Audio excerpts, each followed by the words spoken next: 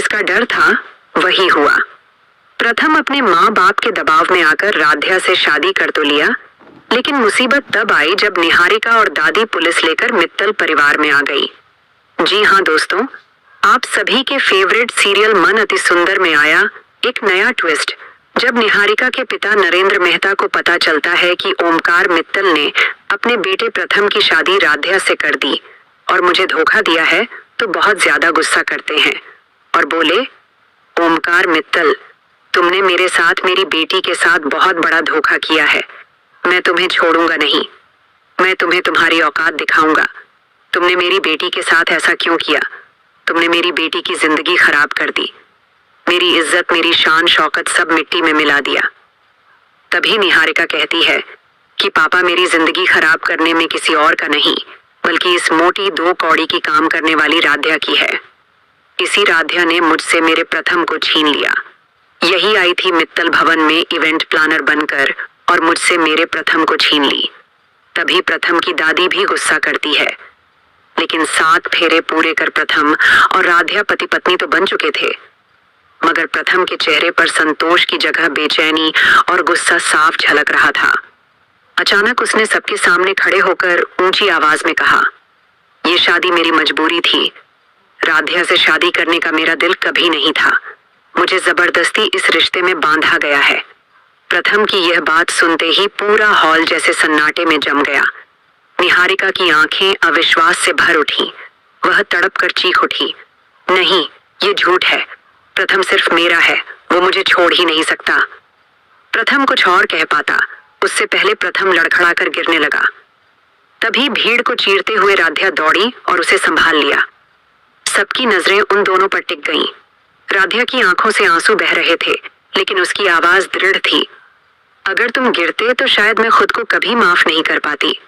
राध्या बोली, चाहे हालात कैसे भी हों, मैं हमेशा आपको संभालने की कोशिश करूंगी। उनकी इस नजदीकी को देखकर निहारिका का गुस्सा पागलपन में बदल गया।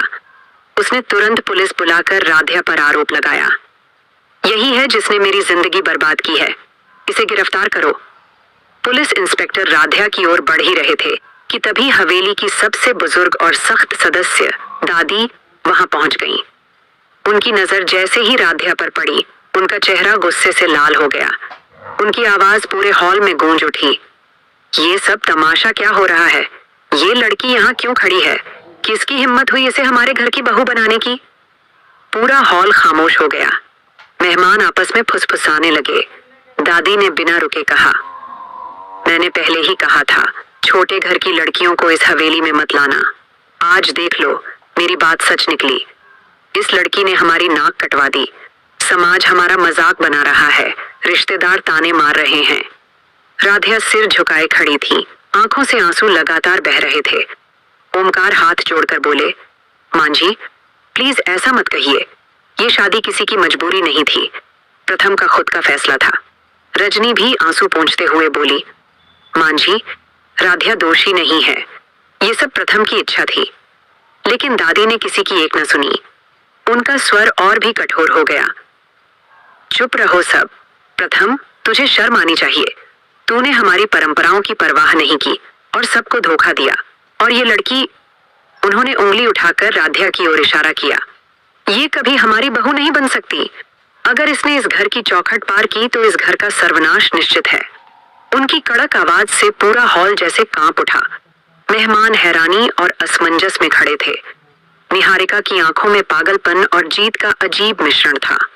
राध्या दर्द और लाचारी से भरी खामोश खड़ी थी, जबकि प्रथम सिर झुकाए अंदर ही अंदर टूटता जा रहा था। पुलिस भी असमंजस में खड़ी थी, समझ नहीं पा रही थी कि किसकी बात मानी जाए।